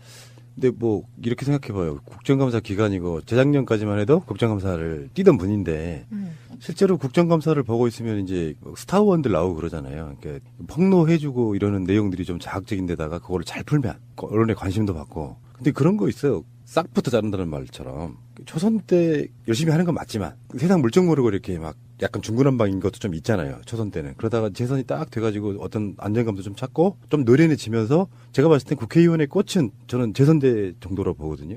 정말 안타깝다는 생각이 들고요. 주광덕 씨는 어디 해외에 안 나가시나요? 아이, 참. 나가시기도 하겠죠 뭐. 근데 몇 분들 제가 보면 열심히 하시는 우리 비례의원들 보면 되게 긍정적으로 봐요. 그리고 우선은 여당이기 때문에 이제 더 이상 정보기관으로부터 탄압받을 일이 없기 때문에 열심히 하시면 되는데 한 가지는 조심하셔야 돼요. 정보기관이나 우리가 야당일 때 여당으로부터 견제받는 것보다 더 무서운 게 내부 견제라는 거. 눈치껏 하셔야 된다는 거. 무슨 말인지 알겠습니다. 예. 저는 그 눈치조차 없어가지고 일만 막 하다 보니 이렇게 되었습니다. 내부적인 경쟁자가 있다 이런 얘기로 들리고요. 제가 잠시 후에 다시 오겠습니다. 자유한국당이 권양숙 여사, 노건호 씨, 노정현 씨, 연초로 씨, 박연차 씨 이렇게 고발했단 말이에요. 네. 640만 달. 네. 여기에 대한 확실하게 우리 좀 짚고 넘어가죠. 네, 제가 이걸 정리하기 위해서 노력을 하는데 TV 토론에 나가면 이게 시간이 정해져 있잖아요. 그러다 보니 깔끔하게 정리를 하지 못한 마음이 들어서 오늘 그냥 텍스트를 하나 드리려고요. 그래서 누가 이런 이야기 하면 이렇게 말해. 그렇죠. 그래서 지금 적폐청산을 얘기할 때 노무현, 김대중 적폐도 청산하자 이렇게 얘기할 경우 답변입니다. 지금 우리가 말하는 적폐청산은 해방 이후 지금까지 쌓여온 일반적인 문제점을 말하는 게 아니다. 지금 적폐청산은 이명박 박근혜 9년 동안 벌어진 국가적 범죄 행위를 정리하자는 거다. 여기서 핵심 키워드는 국가적 범죄 행위가 이명박 박근혜 정부 9년 동안 너무 많이 벌어졌고 그것이 집약적으로 표출된 게 최순실 국정농단이다. 그래서 그런 국가적 범죄 행위를 정리하는 게 지금 시대가 요구하는 적폐청산이다. 이렇게 정리하시면 되고요. 그다음에 두 번째, 그러므로 신적폐라는 주장은 어불성설이다. 이게 무슨 말이냐면요. 자유한국당에서 안보, 외교, 원전 등 이거에 대한 정책적 판단을 지금 적폐라고 얘기하잖아요. 신적폐. 우리 방송으로 지금 이야기가 나가서 분석을 하나씩 해드렸는데 13가지 뭐 적폐 내면의 얘기 규정을 했는데 뒤집으면 문재인이도 5개월이 좀 지났고 우리는 한 주도 안 쉬었습니다. 네. 감사드리고요. 최민희 민주당 디지털소통위원장, 현 남양주 병지역위원장, 와부 진건 조안 대개원, 금곡, 양정 지금 도농, 그리고 이주영 수행실장은 지금 행불 중. 혼자 밥만 빨리 먹고 오시면 어떡해요? 혼자 밥 안 먹었어요. 둘이 같이 먹었어요. 근데 지금 왜 안 와요? 저기요, 솔직히 말하면 새누리당 의원들은요, 보장을 하고 밥도 같이 안 먹어요. 진짜? 수행하고. 심지어 막 따로 먹고 그런다고 저희한테 막 제보도 들어왔어요. 저희는 안 그래요. 다 같이 먹어요. 근데 왜 이렇게 안 와요? 근데 이제 밥 먹고 제가 배불러서 산책 좀 하고 왔다 갔다 하다 보니까 없어요. 그래갖고 걸어서 여기 올라왔어요. 진짜 행불이네? 네, 그리고 제가 여기 간다고 한 15분쯤 전에 나 걸어서 올라왔다 메시지 보냈는데 아직 안 오니까 진짜 행불이죠. 헐. 뭐 오겠지 뭐. 무슨 일이 있을까? 걱정돼. 납치된 게 아닐까? 그 등치에. 마음이 약해서. 육군 대위 출신이. 예, 마음이 약해서. 제가 요즘에 언론 보도들을 보면서 마음을 막 쓸어 담고 있습니다. 내가 그런 분들하고만 방송하나 이런 생각이 좀 들고요. 김현우 이야기는 뭐 김현우 방송에서 했으니까. 네. 그러면 하루 거닐러서 이런 표현 죄송해요. 내 새끼들 뉴스가 계속 나옵니다. 저 새날 새끼 할래요. 그 SBS하고 JTBC 보도를 보는데 그 보도 뉴스에 일단 정말 저작반 현수막이 크게 클로즈업 돼서 나와요. 그 현수막 끝에 자세히 보면은 최민희라고 쓰여 있어. 알고 봤더니 청와대의 허현준 행정관. 이 사람은요, 우리 방송으로도 굉장히 많이 다뤘던 사람이에요, 당시에. 그 어버이연합 끝나왔을 때. 네, 네. 어버이연합을 뒤에서 사주한 사람으로 유명한 사람인데. 네. 야당 후보 낙선운동도 지시했다. 그런데 보니까 그 명단에 최민희, 남양주평 지역위원장 이렇게 돼 있어요. 네. 결국은 떨어지셨지 뭐. 근데 그 중에 붙은 분들도 많으세요. 네, 그러니까 이게 그런 식의 낙선 운동이 효과를 발휘하는 지역이 있고 발휘 못하는 지역이 있는 거예요. 게리맨더링. 네, 저는 이제 게리맨더링이 된 자료가 나오지 않을까 이렇게 기대를 하고요. 왜냐하면 제가 킬러 공천 대상으로 새누리당에 의해서 지목됐어요. 그래서 제가 영광스럽게도 보세요. 4명이었거든요. 1. 안민석, 2. 박영선, 3. 정청래, 4가 저예요. 빅포. 네. 빅포인데 이분들이 다 3선 의원, 4선 의원이고 그다음에 정청래 의원은 최고위원까지 하신 민주당 최고의 스타잖아요. 네. 이런 분과 일개 비례초선인 제가 어깨를 나란히 하고 킬러 공천 대상으로 지목됐거든요. 무슨 말씀이세요? 초선이지만 그분들이 최민희와 어깨를 나란히 한 거지. 뭐 저는 뭐 국회에 있다 보니까 선수별로 비례는 미생이어가지고 4년 동안 미생 네. 이게 박혀서 제가 들어갈 때는 콧대가 하늘을 찔렀는데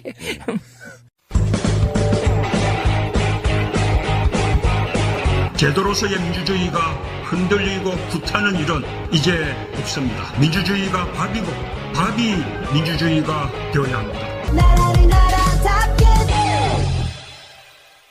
근데 궁금한 게 네. 사실은 지금까지 나오는 보도들을 보면 너무 뻔해요. 네. 그러니까 뭐 최민희가 자기들이 보기에는 국회에서 천둥 벌거숭이처럼 이것저것 다 쑤시고 다니는데 그래서 이완구 총리가 와가지고 최민희 의원 조심하라고 했다고까지가 들었는데 네, 제가 직접 네. 3번 들었죠. 그러면 네. 그런 사람들 입장에서 명단에 포함돼서 낙선운동도 지시해. 네. 그런데 선거구 획정할 때 저는 그거 밝혀내야 된다고 보는 거예요. 네. 여야가 이제 선거구 획정하려고 서로 협상을 하잖아요. 네. 그럼 그쪽에서 던진 카드는 이쪽에서 일부는 받아줘야 되고 네. 이쪽에서 양보하는 것도 있고 얻는 것도 있을 거 아니에요. 네. 그 남양주병을 그렇게 새누리당이 유리한 쪽으로만 지역구를 만들라고 네. 그쪽에서 그걸 던진 사람이 누구냐를 찾으면 되는 거잖아요. 그렇죠. 이게 이제 혼자 할 수도 없고. 왜냐하면 방송이나 언론에 대해서는 제가 30년을 했기 때문에 정말 깨알같이 구석구석 잘 알아서 출연 요청을 받았는데 그다음에 연락이 온 적도 있어요. 아무도 저랑 안 하려고 한다. 이런 얘기를 직접 들은 적도 있어요. 최민희 의원은 지금 떨어질만 했던 게 지금 이번에 나오는 뭐 낙선 운동도 있지만 얼마 전에 했던 그 손석희 앵커와의 그 인터뷰 있잖아요. 방심이 그 부위원장인 권혁부 씨하고요. 네. 그리고 청와대 관계자가 통화하는 내용이죠. 그게 거기에 통화가 아니다. 만나서 얘기했다 그랬던가. 그래갖고 네. 녹취록이 나온 거죠. 거기에 최민희가 딱 이렇게 물어보죠. 네. 이번 국감에서 누가 제일 힘들게 했냐 이렇게 물어보죠. 그러니까 답하기를 제 입으로는 말 못하겠으니까 한번 해보세요. 최민희요. 그러니까 최민희 네. 한 명 대하는 게 네. 10명 의원 상대하는 것보다 힘들다 이렇게 답을 하고 우리 고위 간부의 약점을 잡은 것 같다. 그거 사실입니다. 네. 그러니까 약점 잡았다고 그때. 네. 그런 그 대표 선수가 지금 국회에 안 들어가 있으니 국정감사 기간에 얼마나 속이 상하실까. 근데 아까도 초반에 말씀드린 것처럼 그렇게 이쪽에 리스트에 있고 저쪽 리스트에 있고 이쪽 리스트에 있고 이렇게 하다 보면 이런 경우 있잖아요. 우리가 김진태 바라보듯 하는 거예요. 다음 총선에는 저 시기만큼은 꼭 떨어뜨려야 돼. 요 생각이 있는 것처럼 저쪽 핵심에서는 네. 그런 게 없었겠냐고요. 네, 그래서 제가 어제도 우리 딸한테 지금까지 나온 자료들을 보여주고 네가 이렇게 고생하게 된 계기, 너에 대한 그런 여러 가지 루머, 그 마타도는 이거는 이렇게 박근혜 정부의 국정원이 한 정황이 있다 얘기를 했더니 저를 휙 쳐다보더니 들어가 버렸어요. 왜요? 째려보고 모르겠어요. 오늘 물어볼게요. 그리고 끊임없이 제가 차별금지법에 서명했다고. 그게 대형 교회마다 다 돌면서 특정 교회 목사는 우리 동네 후보 중에 이 사람이 그 동성애를 지지하는 사람이다. 이렇게 설교까지 했어요. 그리고 그것을 명단을 쫙 교회에서 내려보냈다고 하거든요. 그리고 동성애 차별금지법에 사인하거나 저는 여기까지인데 군대 내 동성애 차별금지법을 냈던 의원들의 경우는 찍어서 막 낙선운동하고 그랬어요. 저는 그 기독교계가 그렇게 현실 정치에 개입한 것도 대부분의 기독교인들은 현실 정치 개입 안 하시는데 뭔가 거기도 조금 그렇죠. 저는 예, 석연치 않은 점이 있다고 봅니다. 아주 극히 일부.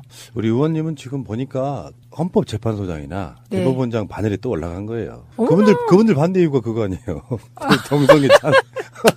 그래갖고 그다음에 오늘도 추명호인가요? 네. 예, 그분과 관련하여 그분이 입수했던 최순실 관련 자료 보면 윤전추가 최순실의 개인 트레이너였다. 요거 나오잖아요. 그거 제가 그때 윤전추 얘기하면서 최순실 추적하다가 일정 부분 들어가면 추적이 안 돼서 못했던 거고요. 그래서 그때 이제 필라테스 장비 고가에 예, 그 필라테스 장비 폭로하고 윤전추가 뭐 하는 사람이냐. 그래서 박근혜 개인 트레이너다. 제가 몸매 관리용 3급 행정관이다. 이거 폭로하면서 그때 이제 저하고 김기춘이 설전하는 내용이 노컷 동영상으로 막 돌았죠. 그리고 그 생각해보면 어제 누가 그러더라고요. 아유 찍히는 게 당연하지. 남의 집 내부를 은밀하게 다 들여다본 거 아니야. 몰래카메라 폭로했지. 침대 세개 폭로했지. 뭐 휴지통 폭로했지. 뭐 이런 식으로 정말 감추고 싶은 어떤 치부라면 치부잖아요. 그런 거 다 폭로했는데 온전하길 바랬어. 누가 그러는 거예요. 근데 그게 야당 의원의 임무잖아요. 네, 저는 임무대로 한 거고 김현은 되게 웃겨요. 왜요? 자기는 그렇게 하면서 그렇지. 저한테 저를 어느 날 그만하세요. 그러는 거예요. 말투도. 아니, 그러니까 지난 방송에도 그 얘기 하셨어요. 그래서 자기가 말렸다고. 나한테 이런다? 와가지고 말투도 그만하세요. 그래서 왜? 꼭 알아야 할 어제의 뉴스. 박근혜 전 대통령은 어제 변호인 집단 사임 이후 추가 선임에 나서지 않고 있습니다. 사실상 법적 대응을 안 하겠다는 뜻으로 풀이됩니다. 실제로 박 전 대통령은 변호인 측에 형량이 20년형이든 30년형이든 개의치 않는다고 말한 것으로 전해졌습니다. 또 박 전 대통령은 이재용 삼성전자 부회장과 김기춘 전 대통령 비서실장의 선고를 앞두고 책임이 자신에게 있다는 옥중 메시지도 공개할 방침으로 알려졌습니다. 이에 대해 법조계에선 법정에서 혐의를 다투는 대신 정치 투쟁을 본격화하려는 시도로 보고 있습니다. 특히 박 전 대통령 측이 정치 투쟁과 지지층 결집을 통해 사면을 고려하는 게 아니냐는 지적도 나옵니다. 서울중앙지검 국정원 특별수사팀은 어제 소환 조사하던 추명호 전 국정원 국장을 오늘 새벽 2시 긴급 체포했습니다. 국정원법상 직권남용과 정치 관여 혐의를 적용했습니다. 추 전 국장은 이명박 정부 당시 박원순 제안문건 작성에 직접 관여하거나 박 시장을 겨냥한 국정원의 조직적 공격을 기획한 혐의 등을 받고 있습니다. 검찰은 또 추 전 국장이 박근혜 정부 시절 국정원 고위 간부로 근무할 당시의 의혹에 대해서도 수사 중입니다. 어제 국정원 적폐청산 TF는 추 전 국장이 최순실 씨 국정농단 사태에 전조가 담긴 첩보 170건을 묵살했다고 발표하기도 했습니다. 특히 추 전 국장은 이석수 전 특별감찰관 등과 관련 국정원장 보고를 걸은 채 우병우 전 민정수석에게 비선 보고를 했다는 의심도 받고 있습니다. 추 전 국장이 박근혜, 이명박 두 전직 대통령 수사에 또 다른 중요한 열쇠가 될지 주목됩니다. 백남기 씨가 물대포에 맞아 쓰러진 지 사흘 만에 경찰은 직접 시연에 나섰습니다. 과잉 진압이 아니었다는 걸 보여주기 위해서였지만 물줄기 세기도 약하고 실제 표적 없이 맨바닥에 물을 분사해 되레 논란만 키웠습니다. 경찰은 사고 당일 현장 보고서와 국회 청문회에서도 줄곧 안전하게 살수가 이루어졌다고 주장해왔습니다. 때문에 경찰청장은 사과하셔야 되는 거예요. 살기를 가지고 7차례를 그냥 직사살수로 한 경미한 어떤 숫자의 선택 방법이나 보는 기준이 달라질 수가 있기 때문에 그런 사안을 가지고 전체적으로 경찰이 잘못되었다라고 하는 것은 대단히 적절하지 않다고 생각을 합니다. 하지만 검찰은 경찰이 백 씨 머리 쪽에 직사살수에 두개골 골절을 입게 했다며 업무상 과실치사 혐의를 적용했습니다. 경찰은 직사살수 때 최대 강도가 3000rpm을 넘지 않도록 제한해놨다고도 주장했습니다. 하지만 검찰 조사 결과 백 씨에게 살수한 충남 9호차는 수압 제어 장치가 고장나 있었고 살수 요원 한모 경장이 고장 사실을 숨기고 보고서를 허위 작성한 정황이 확인됐습니다. 백 씨 유족이 청구한 민사소송 초반에 경찰은 백 씨 사망은 직사살수 때문이 아니라는 입장이었습니다. 검찰은 그러나 백 씨의 사망이 직사살수에 의한 것으로 판단하는 등 경찰의 주장은 거듭 뒤집혔습니다. 백남기 투쟁본부는 검찰 수사 결과를 일부 긍정평가하면서도 강신명 전 경찰청장을 무혐의 처분하거나 추가 관련자를 인지하고도 밝혀내지 못한 데 대해선 의문을 제기했습니다. 방송 중간에 좋아요를 눌러주시면 새날팀들에게 큰 힘이 됩니다. 미리 감사합니다. 트위터가 진짜 언론입니다. 걸어다니는 정치백과사전 디테일의 제왕 최민희 의원과 깨먹는 시간입니다. 우리 미니 하고 싶은 말 다해 미니미니 드디어 20번째 시간입니다. 어서 오십시오. 안녕하세요. 20번째면요 5개월? 네. 정권교체 끝나고 바로 시작해서 네. 대통령 임기 확실한 팩트는 여기까지인데 박기춘 전 의원이 이제 남양주 3선 의원이었거든요. 그래서 남양주 선관위와 같이 선거구 획정의 기본안을 남양주시하고 만드셨다고 저에게 얘기를 했어요. 그런데 그 내용은 저희 지역이 호평 평내가 병으로 오기 때문에 되게 유리한 지역이 될 거다. 이런 말씀을 하셨거든요, 저한테. 그런데 그러고서 갑자기 감옥 가신 거예요. 헐. 예. 그러고 나서 선거구 획정이 굉장히 질질 끌고 늘어졌잖아요. 그러고 나서 엉뚱하게 안 들어와야 될 지역이 들어온 거예요. 예, 그래서 우리가 게리맨더링이다. 예, 이렇게 얘기를 했는데 그게 저뿐만이 아니고 3명이었어요. 그러니까 저도 지도를 봤거든요. 네, 이상하게 됐죠. 이상해요. 예. 그래서 진성준 의원, 게리맨더링인데 진성준 의원도 좋은 지역구로 가라고 여기저기서 그랬는데 안 갔어요. 그리고 낙선. 그리고 박남춘 의원. 근데 박남춘 의원은 워낙 이분이 거기 토백이세요. 예, 토백이고 그 지역에 좋은 고등학교 나오시고 뭐 그래서 그분은 예를 들면 뭐 한 2만 표 차로 이길 걸 조금 떨어지는 차로 이기는 정도였고요. 제 경우는 이제 토백이도 아니고 간지 1년 만에 선거를 치르는데 게리맨더링을 해버리니까 치명적이었죠. 그래서 저도 당 일부에서 을이나 갑으로 가라. 경선하면 제가 이긴다 그랬어요. 여론조사 해보니까. 그런데 진성준 의원처럼 저도 그렇게까지가 아니야. 그렇게까지가 아니라 제 경우는 내가 친노고 법과 원칙 그리고 특히 원칙을 지키고 약속을 지켜야 되는데 제가 병 지역의 핵심인 도농동으로 이사를 와서 집을 사가지고 이사를 와서 주민들께 제가 이 지역에서 열심히 해보겠다고 해놓고 선거구 획정이 잘못됐다고 해서 다른 지역으로 가버리면 그나마 이제 1년쯤 지나니까 저에 대해서 믿음이 생기면서 마음을 열어주신 유권자들이 그러네. 저를 얼마나 우습게 볼 것이며 잔뜩이나 민주당 하면 싫어하시는 우리 동네 분들이 민주당 것들은 뭐 저기 중심도 없고 뼈대도 없고 이상하다고 생각하지 않겠어요? 그래서 저는 약속을 지키려고 안 간 거예요. 솔직히 묻겠습니다. 네. 후회 안 하십니까? 후회 안 해요. 그리고 전 판단이 또 달라요. 근데 이건 전 반전이 있다고 생각하는데 오히려 그러면서 우리 의원님 스피커가 훨씬 커졌어요. 저요? 예를 들면 저번에 그 JTBC 토론 속 터지겠더라. 김효재 씨랑 토론하는데 네. 어떤 그 토론의 실력을 인정받고 네. 사실은 유시민 작가가 남자 최민이라고 불릴 정도 그 원석을 이제 최근에 발견한 거예요. 최근 한 1, 2년 동안. 네. 그래가지고 현역은 아닌데 현역으로 사람들이 착각하는 이유 중에 하나가 텔레비전 같은 데 너무 많이 나오니까. 네. 그러니까 기존 매체들이 계속해서 불러 쓴다는 건 그 사람의 나름대로의 상품성을 인정한 거거든요. 네. 현역 의원이 있으면 이 정도로 스피커가 커지는 않았을 거다. 저는 이렇게 보거든요. 저는 약간 후회는 없어요. 그때 조금 요렇게 했으면 좋겠다. 그거는 언론에 좀 더 나갔어야 됐다. 예, 제가 현역일 때는 언론을 상대로 일을 하다 보니까 언론에 나가는 것을 최대한 자제했고 우리 비서관하고 보좌관들이 귀찮아했어요. 왜냐하면 제가 일을 너무 많이 하니까 언론에까지 나가면 그거 뒷바라지까지 해야 되잖아요. 그래서 귀찮아하는 걸 느꼈어요. 그래서 그러면 일하는 게 중요하니까 언론은 좀 줄여도 괜찮다라고 메시지를 줬기 때문에 언론에서 나오라 그래도 자르고 그랬어요. 저한테 말도 안 하고. 나중에 언론에서 저한테 항의하고 그랬거든요.